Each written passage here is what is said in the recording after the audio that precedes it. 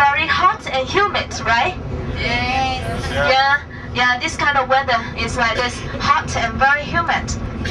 This kind of weather is very, very good for the plants and the flowers to grow, to blossom. Okay.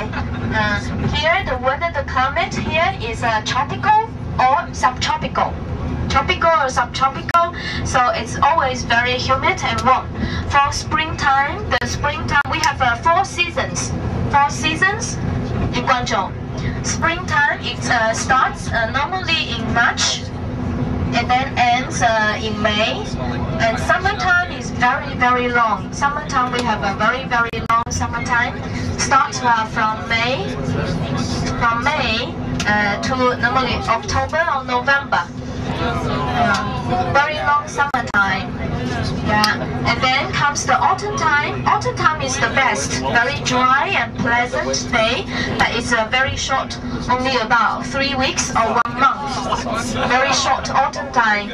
Okay, so perhaps next time, if you want to bring your family or your friends to come to visit again, to revisit, you can come in autumn time. It's drier, much drier for you. Okay, yeah. And then the winter time starts in December, the end of November or December, and then to March.